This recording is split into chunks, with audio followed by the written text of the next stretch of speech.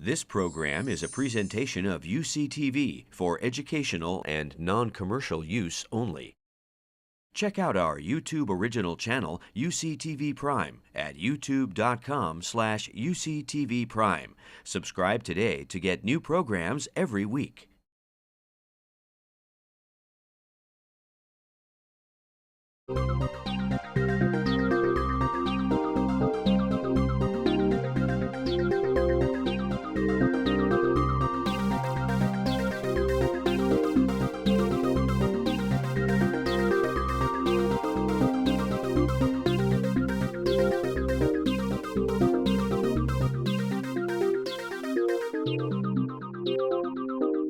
Welcome to A Conversation with History. I'm Harry Chrysler of the Institute of International Studies.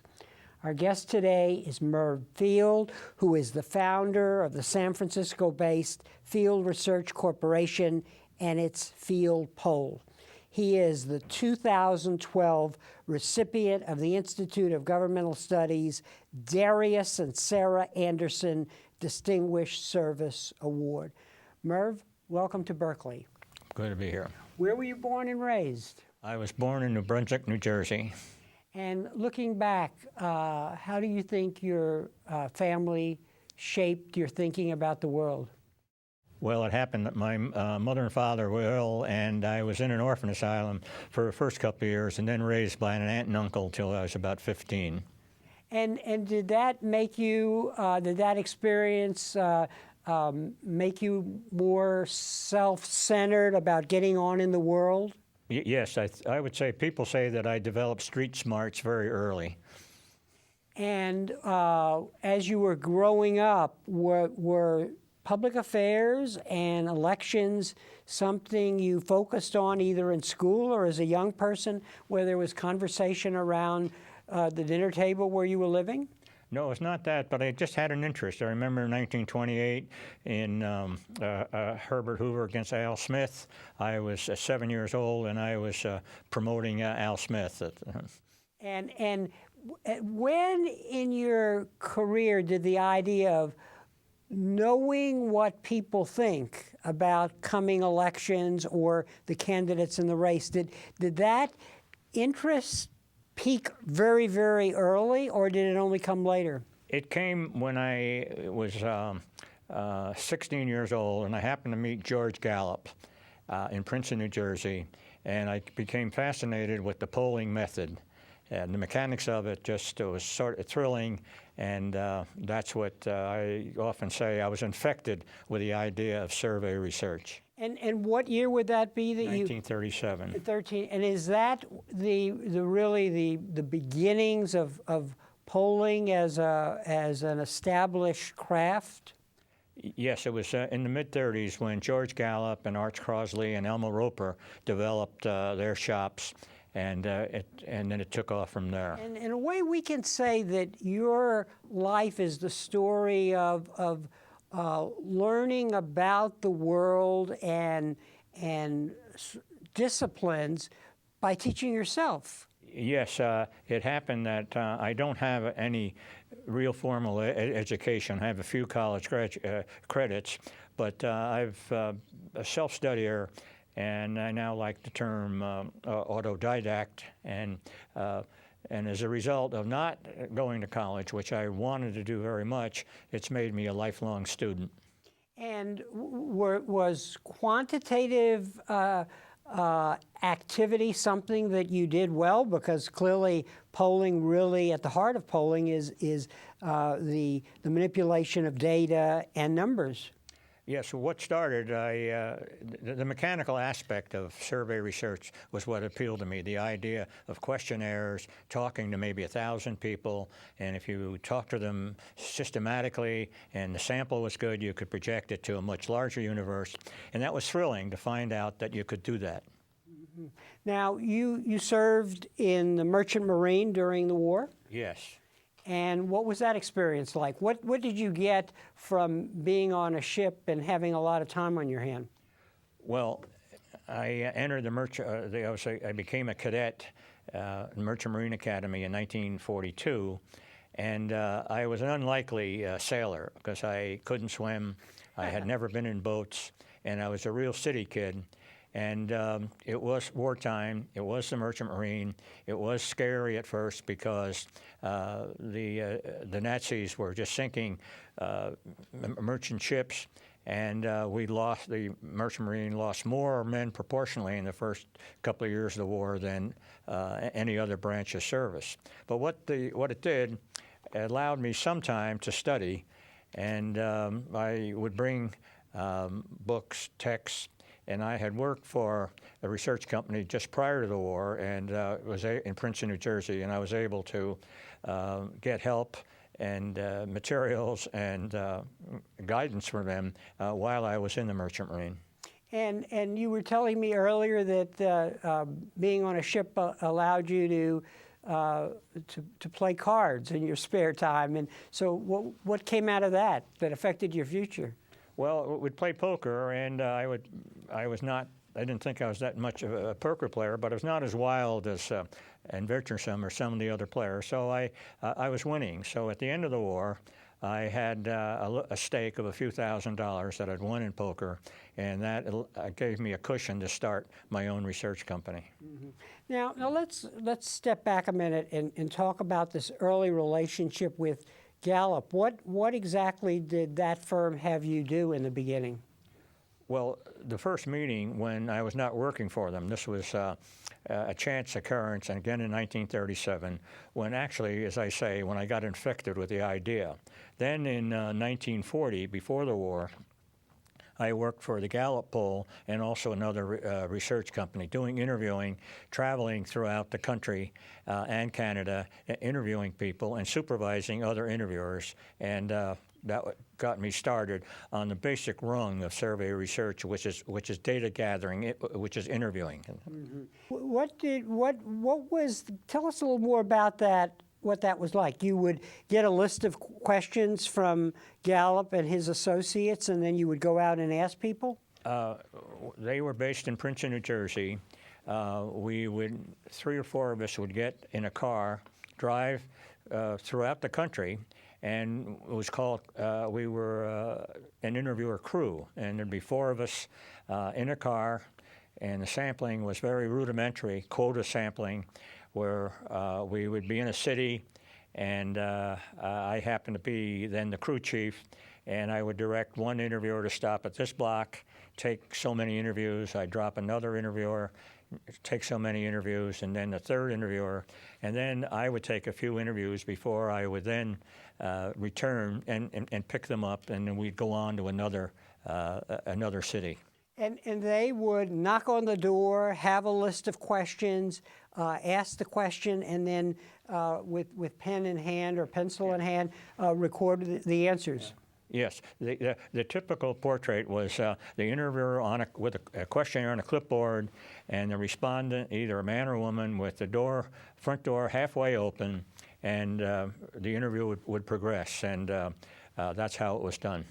Did you and the other interviewers have to have people skills? I mean, you're knocking on the door, hey, here I am, a pollster. What's a pollster? You know, and then, yeah, come on in and have tea. Well, see, this was at a time, this again, in 1939 and 1940 and 41, when at that time, public opinion research, survey research, was very novel. And you would have to explain what you're doing, but people would be intrigued by it. And we could go in, and they'd invite us in. They might even feed us, and we would have long interviews, and we'd want to leave, but some of them would want us to stay. And it was a very nice situation. That has changed considerably now. Right. So, okay, you then go into the service, and you have this bankroll. Or this money that you've acquired through your skills as a card player. So how did you wind up in California? Well, first, the money, the relatively small amount of money was done at the end of World War II in poker. And I wanted to come out to California, and the truth be told, I had met this gal during the war when I was stationed here at one time. And I had visions of a relationship with her. I had even proposed, and I came out, and I had met her in San Francisco, but she lived in Pasadena. So I set up my shop in Pasadena, in L.A., knowing that she was going to come down. But she married somebody else and not me. Aha. But then you found someone and were married to them for 50 years. Right. Yeah. Your original idea was to start the Field Research Corporation. What was that, and how did the Field Poll emerge from that, and what was the difference between the two? Well, the idea, you see, again, right after the war, 1946, when I set up shop, commercial survey research was still a novelty. And the idea was to describe the activity of survey research, how you could take a small sample of people and you could talk to your customers, and your customers could tell you what they liked or disliked about your product, or you could test an advertisement, and they could tell you what was good and what was not good. And you could take this 500, 1,000 people and again project it to the large body of the people that you're interested in. And the idea was that business then would utilize this survey research tool to help them in marketing. Mm-hmm. And then, but the Field Poll, which emerged later. What year did the Field Poll emerge? See, Field Research Corp was formed in 1946, and the Field Poll came in being in 1947. And there the idea was to poll the electorate about their attitude about candidates and referendum issues? The idea was to poll the people on public policy issues, social issues, and candidates. And the idea was to have that as something that the media would buy, and it would again be a demonstration of survey research in action. And as it related to election polls could validate the method. And again, this would be a method that would be attractive to business. And so doing election polls, different than public policy polls, it was a case where you were out there and you had to get some measure. And if you're making let's say, a projection or a prediction of an election outcome, if your poll did not closely correspond in the results, then this would not be a good thing. This would be a black mark on what you're doing. And you never became, in quotes, a Democratic pollster or a Republican pollster. You really were committed to objective analysis, and the measure of objectivity, I guess, evolved over time. Yes, I felt that while there are many opportunities to do research work for a candidate or a special cause, I wanted the Field Poll, to be independent, to be objective. And I felt if we had taken funds from somebody who had a particular interest in the election, that this would impair the idea and the actuality that this is impartial, it's objective, and not influenced by outside interests. I like to ask my guests what skills go with the work they do in the way of advising students about how they should prepare for the future if they wanted to be a pollster. So what are the analytical skills that are necessary, and what are the qualities of character in this business? Well, I'm often viewed as a statistician. Although I'm not a statistician, I have some understanding of arithmetic and numbers. Right now, survey research courses are being taught not only in statistics class, in psychology class, sociology classes, communication research, and it's one where interest in finding out what a public thinks about, and adhering to the methodology of remembering that the whole idea of sample research is frail, and it's got to be careful not to make mistakes or to sully the system. And so it's a combination of interest and disciplines. And what about qualities of character? In other words, you must have to struggle for defining the questions and ordering the questions in such a way as to achieve objectivity. Yes. See, one of the activities that any good researcher does now in drafting a question, they play the devil's advocate, or there's someone along with them as the devil's advocate looking at a question.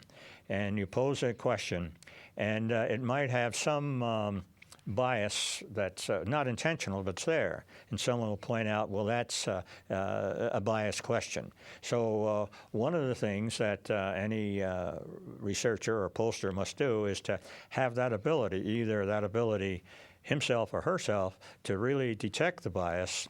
But what happens now is if you do a poll and you have biased questions and it's published, there are legions of people out there will point out to you that you have a biased question. Now, as your organization evolves, let's say you're dealing with a particular public policy issue, you come up with a set of questions. In your organization, did you create a seminar-like situation where your colleagues essentially critique each other's list of questions? You would have that, and you would also have of a lot of reading. That is, if a subject would come up, we could say, you ask a question, well, what's been done about this? See, now with the computers and the internet, there's just a wealth of material. There's probably, if you were a researcher and an idea came up, you could get on the internet, and within minutes of, a short period of time, you'd have a wealth of material, of background material, and it was the kind of thing, before the computer age, it would take weeks and months of reading to come to the same point.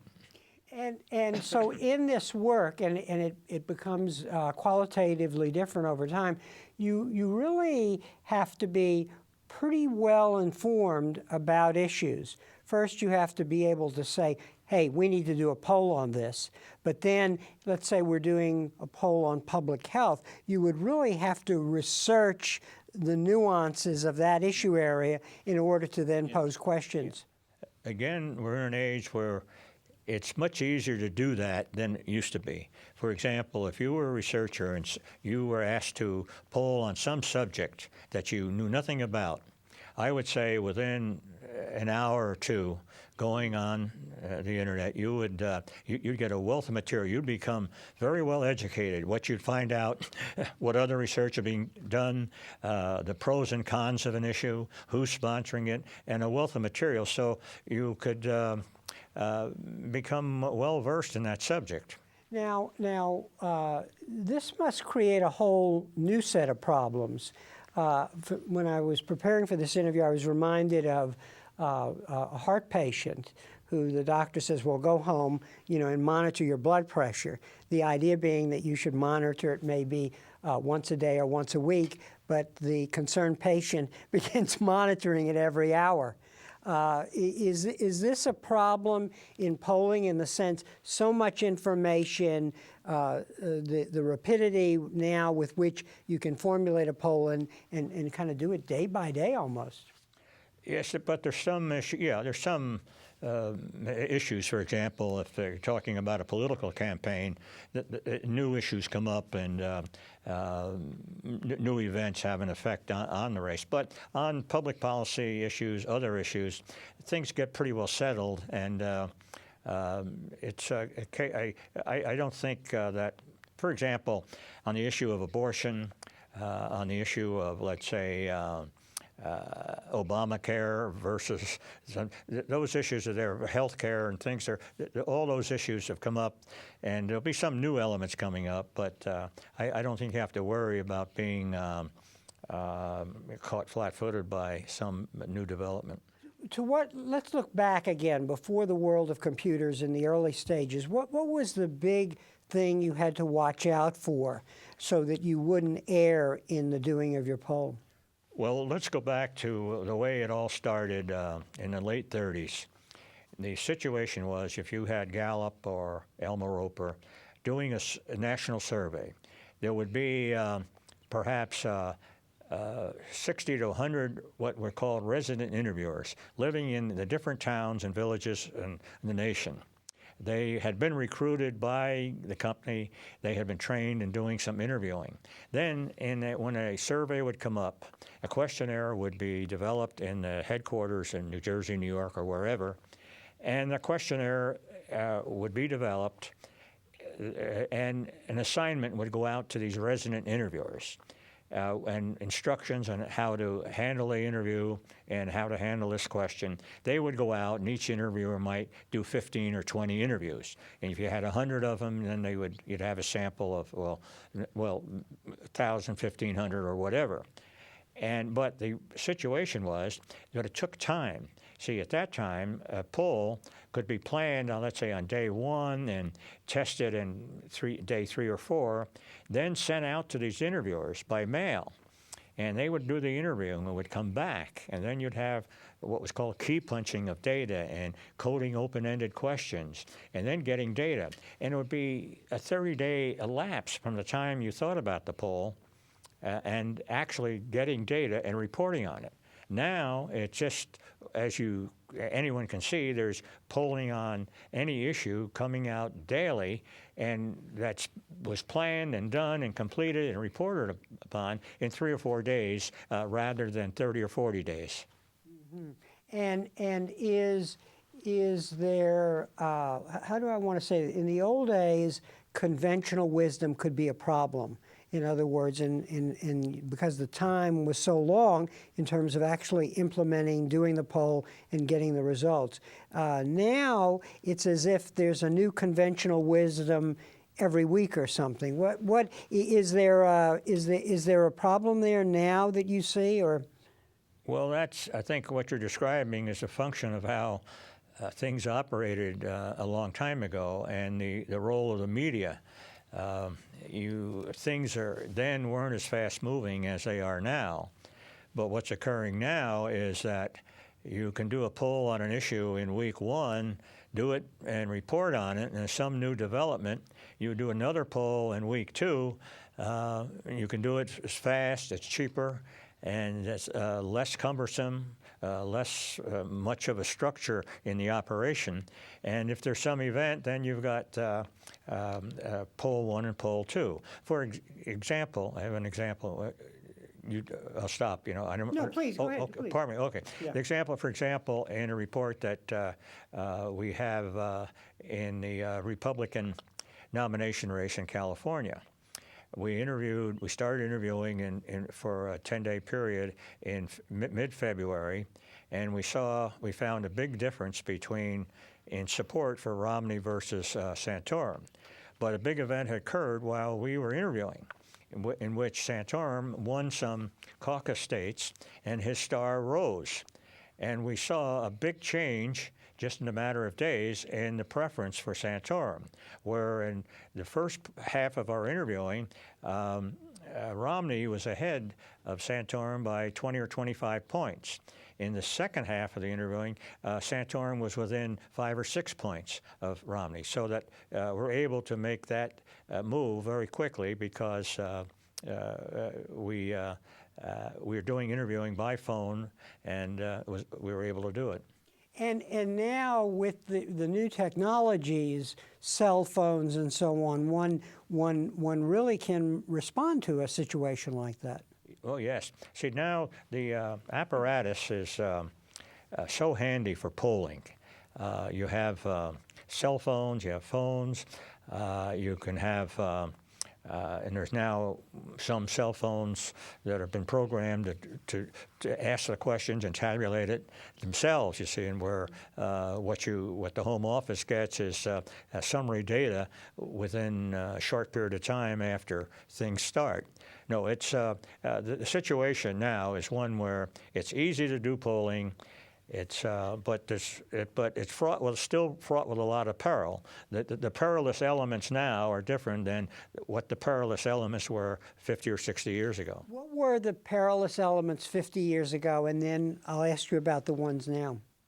at the start, well, again, in the late 30s, as I described, where you would have resident interviewers that were unsupervised. They may have been originally trained.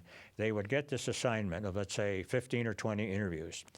And they're working on their own, and they would be out interviewing, and they were very conscientious people, and they would see that the response to the questions was a pattern. And they said, well, why do I need to complete the rest of these interviews? And so what happened, they would, the term was cheating. Basically, they would fill in the questionnaire and see. And so that was a big problem, that we would get not reliable data. You see, we would get, an interviewer might take a few interviews and then fill in the other questionnaires, and thinking they didn't think they were committing an error. They just said, this was, I'm just getting the same pattern, doesn't make any difference. So that was a problem. And it was very difficult to ferret that out.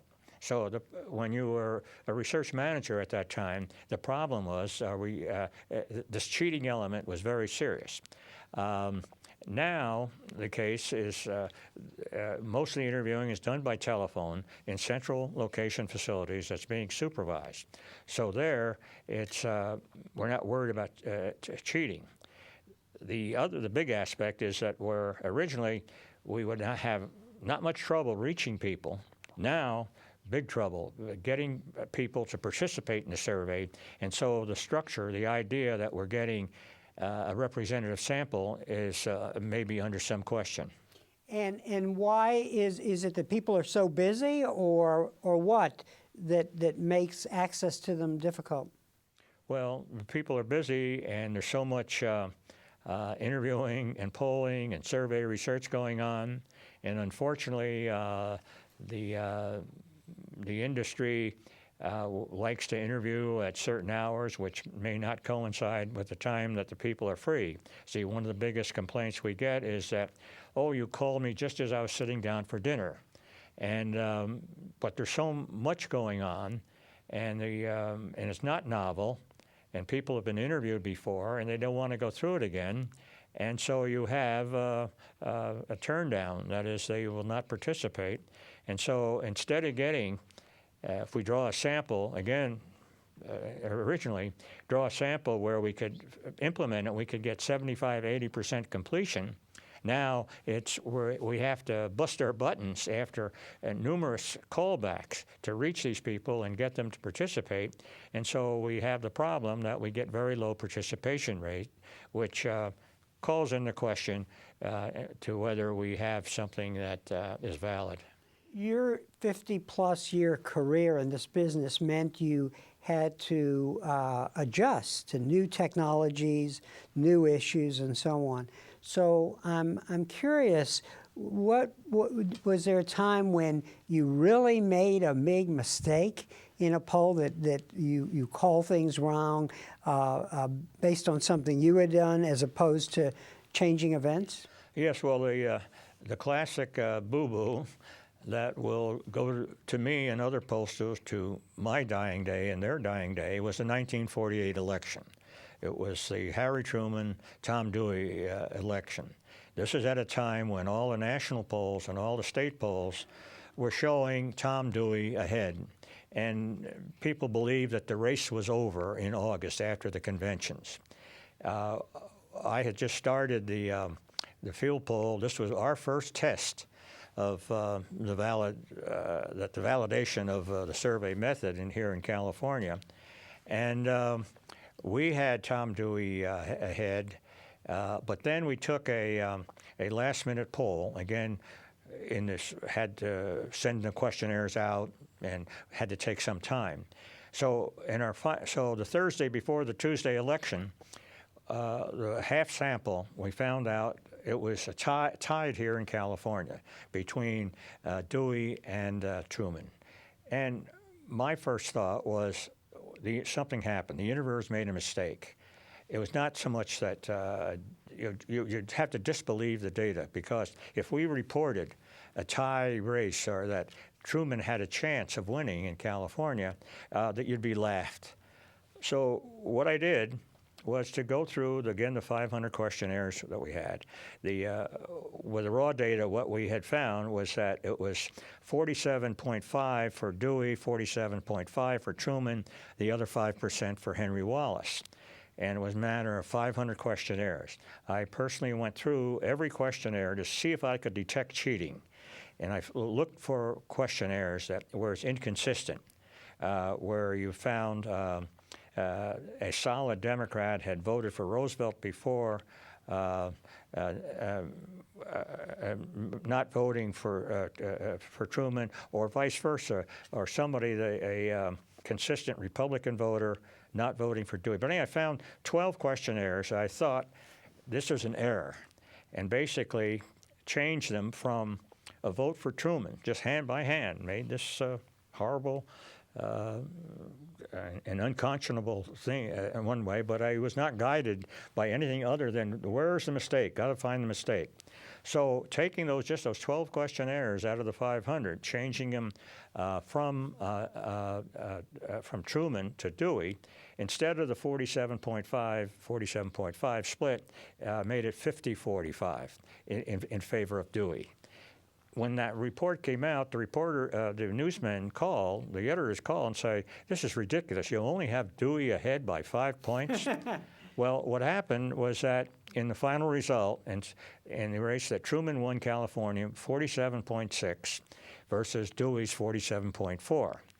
I had just moved the office from LA to San Francisco, and I had all these appointments set up to demonstrate to business people this marvelous tool of survey research. Couldn't cancel any of the meetings I'd set up because they wanted to tease me and to ask serious questions, and also get a laugh out of this young kid that is trying to tell us to do the survey research, and he made this monumental error. But I just laid it all out, just described what it had done, and I said, it was a technician error, not a technique error. The technique was right. The technicians did something that was wrong, but it turned out just by laying it all out and describing it that way, and it all got subsequently researched, it helped convey the idea that this was a tool that can work. Mm-hmm. I'm curious, actually, to talk a little about your philosophy, because from the very beginning, you actually, at heart, you're a pope. You seem to be a person focused on making democracy work, that you want to use these tools to actually listen to the people and figure out what they're saying.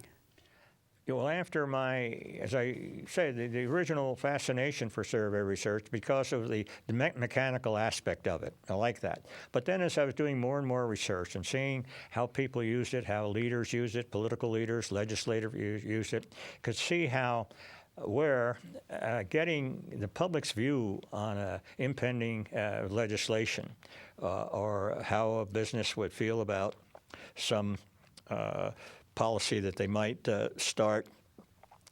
And this, I could see how this was so helpful, and that it was so important to get the public's view. And what the poll did was to bypass the people at the time who were what I would call self-appointed leaders. They'd say, my people think this.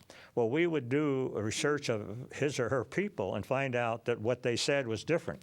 So what polling did brought the public really into these public and legislative deliberations as to what was good policy. And that's still important today, because what happens when you just have discussions of some issue, for example, let's take the abortion issue. Everybody believes that they're just pro-choice and pro-life. But within those segments, people have different views, nuances that define that classification.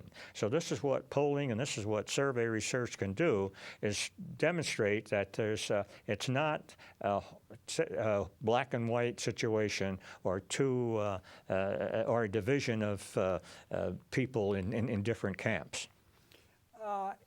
the field poll and the work of your research organization is highly respected. You're over the years you've been ranked as the #1 pollster in the country. What was it like dealing with that role as Oracle? Because your audiences must want to find more information in you than you may have. So there must have been a struggle here to say, this is what I know, this is what objective research tells me, and beyond that, I can't say any more. Well, I just have to say, we weren't ranked #1. We're ranked high, and I think it would be wrong to rank any one of, I would say, 40 or 50 polling as #1. We're all doing good effort. But in respect to the question, what the research can do, and in a typical situation is we do a report, a survey, and we present the findings. And a question might come from the receiver of the data saying, well, what if we do this? What do you think will happen if we do this? And the stance that I would take and any research manager would take is that we really can't contemplate that. Basically, you can make some guess, some estimate, but you can see what's going on. Now there's a lot of research where you can simulate certain outcomes, do the research, and see how people react to it. So you can do you're going to have different approaches to a problem and describe it in a survey research, and then get a better idea of what would happen if the client who's ever using research, what would happen if they tried to implement the findings with some policy. You have been part of an effort, I think, to define a professional code of ethics for pollsters. What should the shape of such a code of ethics be for professional pollsters as they're responding to all the new technologies, to this array of agendas and so on? Well, I was always interested in methodology and trying to maintain, this sounds a little overbearing. The purity of the method. It's just that the method should not be tampered with.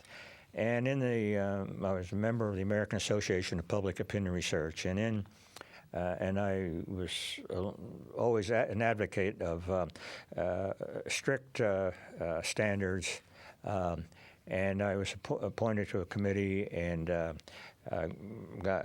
worked with a lot of other researchers in the country, and came up with a code of ethics for public opinion research, which got recognized in 1979, and I got an award for that.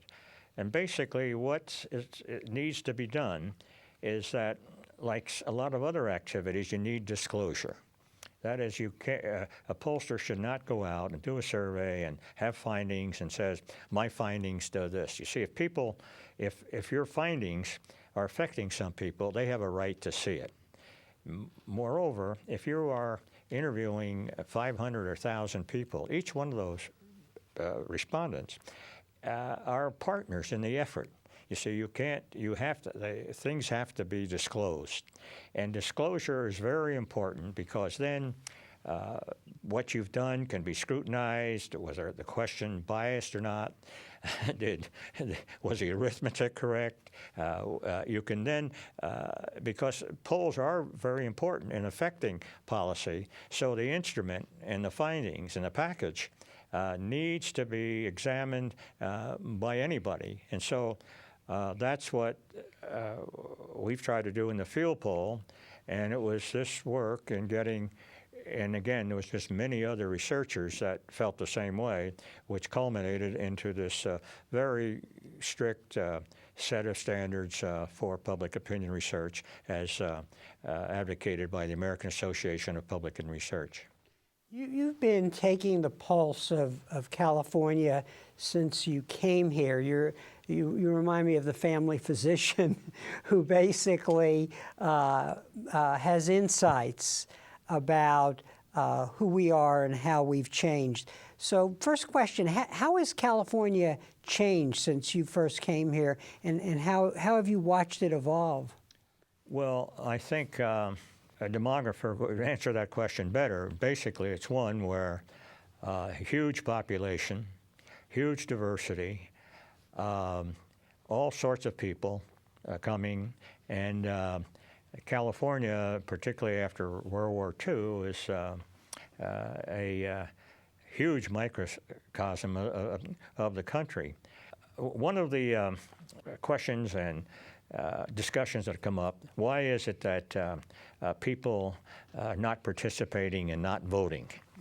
And what the data shows is that larger and larger populations are not attending to what's going on in government or in affairs and not voting. And and people will pull their hair out. Why is it that we don't have greater participation? I used to have what I would call a standard stump speech, where I would rail against this terrible trend, and we are becoming unrepresentative. But over the years, what I've found is that we have a pretty stable system. That I've come around to the belief that if someone doesn't want to attend to what's going on, or doesn't want to vote, they have a right to do that. And the big question is, do they really affect adversely what's going on? And I think not. You see, one of the things that I learned, for example, or I adopted, was that maybe half the people aren't participating and half the people aren't reading the newspapers, but I think it's the same half. See, and so what you have is the people who are participating, still a representative cross-section, and going on. And if the people who were not participating ever had a cause to do something, they can participate.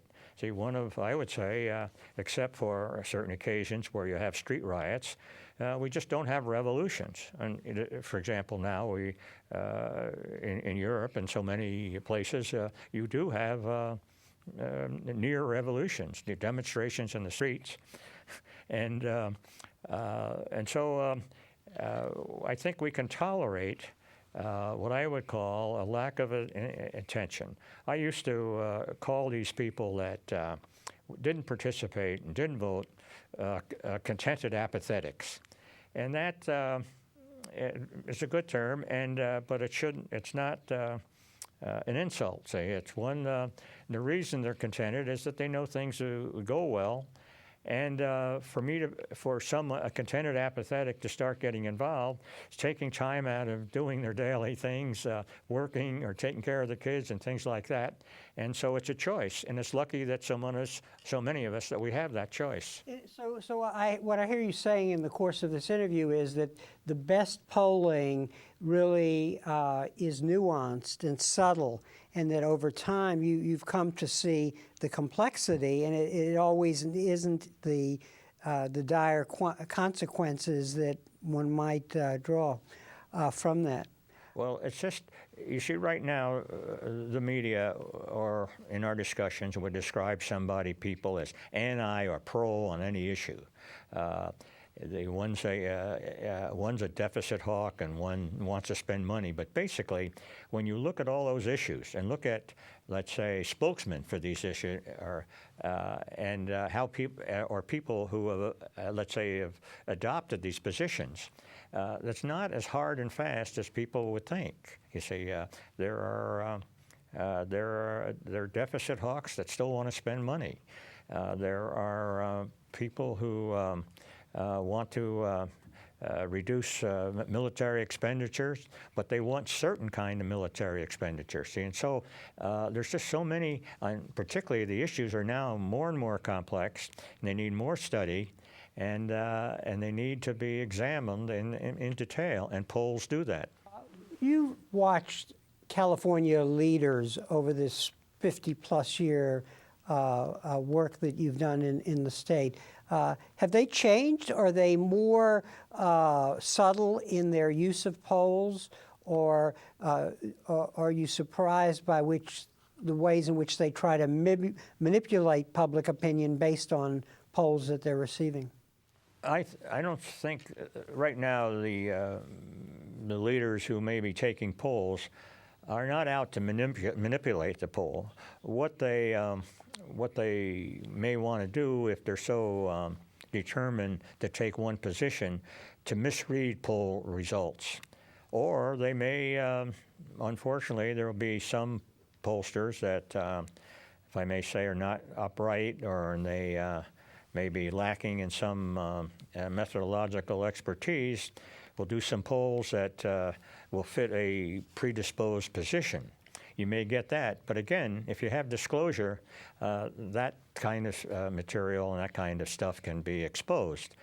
And so, but I think it's just so much there's polls going on all the time. Every interest group in the state is taking polls on any issues, you see, and in respect to, for example, initiatives are coming up on to raise taxes.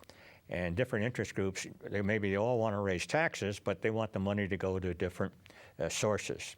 And so polls may be taken where it's, if it's serving one particular interest, it would see that interest is where the money should go.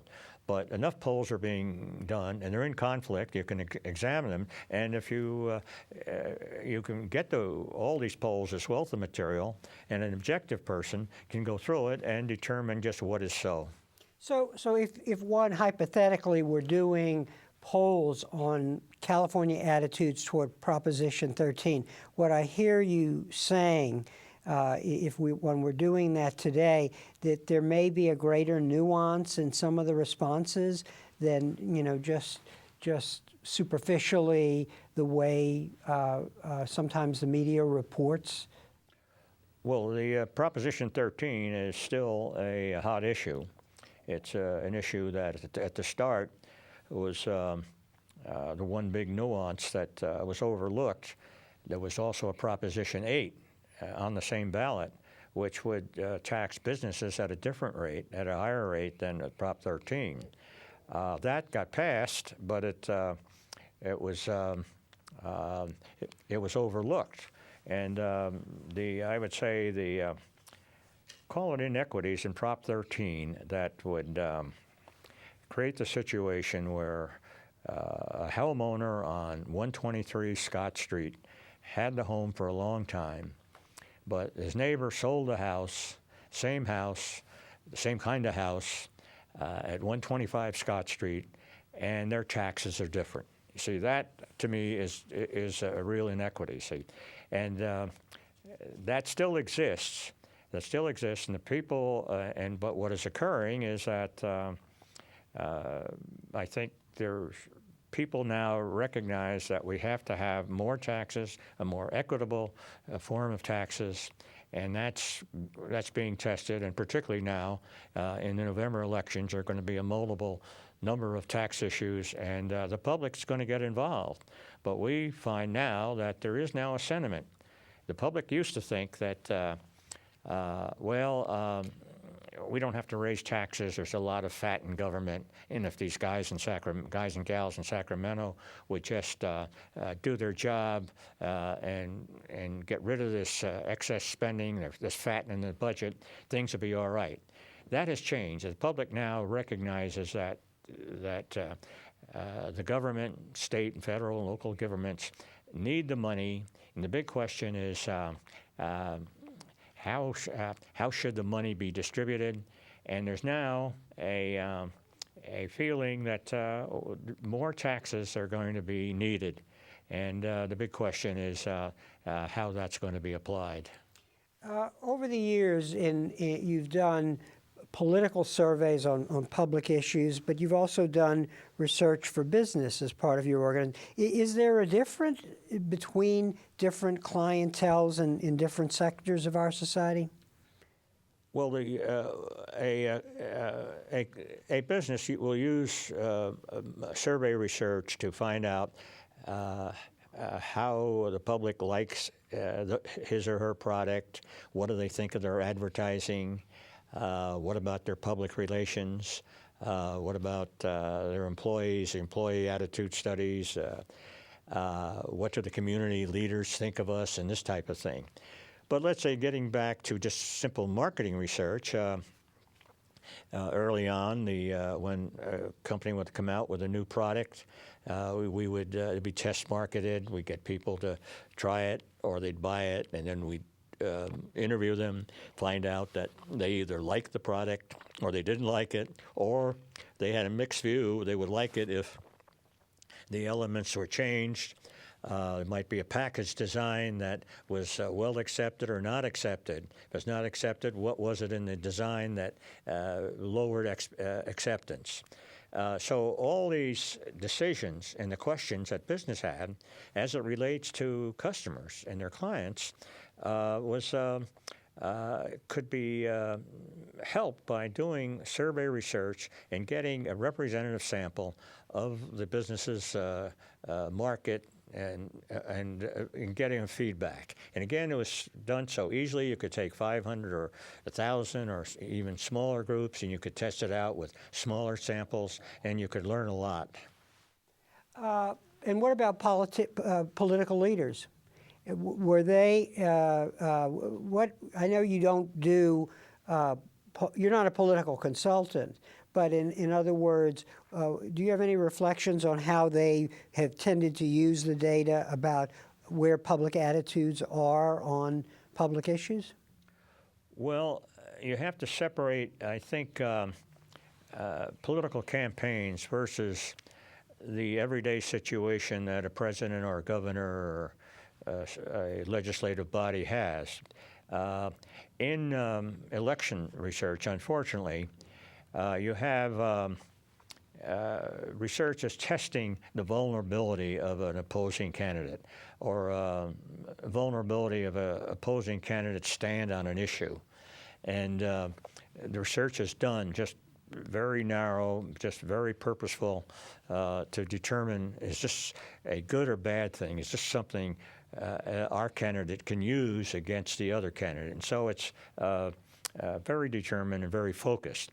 On, let's say, research that's being done, has been done for some time nationally and statewide on what the public thinks of a variety of issues, and it's open, and there are different organizations. A lot of organizations are doing, institutions sponsoring research that will provide good data for policymakers, and it's ongoing, and there may be controversies, but again, if the findings and the material and the whole operation is disclosed, it has value. See, for example, I have people over the years I have gotten, someone would send me a report, and they would say, "Isn't this horrible?" And it was a poor case of research, but I always had a view.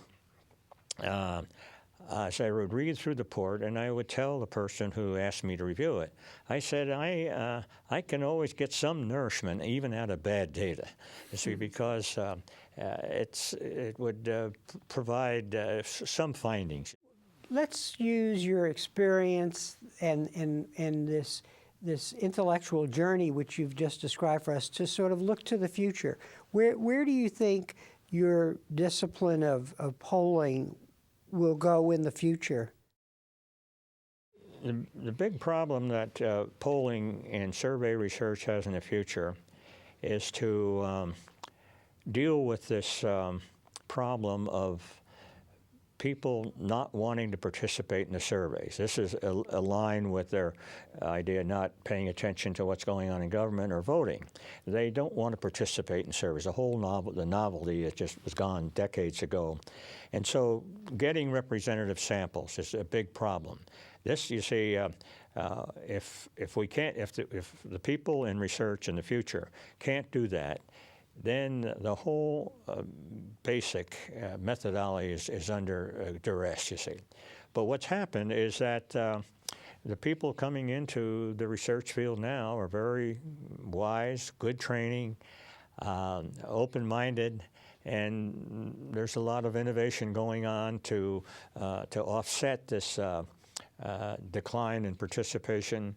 Right now, we've always had to weight data depending to weight samples to take care of non-response from certain groups. And now, with so much data available, that you can develop weights to see what you're missing, so that you can plug them back into your sample, even though you haven't reached them, and still get a reasonable, valid finding. Then one final question. How would you advise students to prepare for the future? Well, into survey research, or just in their own life? Well, in their own life, but that they are interested in survey research. Well, I think it's the simplest. It would be never stop learning. Don't ever think you know it all. There's always something new about that. Always examine yourself. See, one of the things that I have done in research, I would tell myself and my people, there'd be a report, and I said, you've got to find the mistakes. You've got to find what's wrong with this report.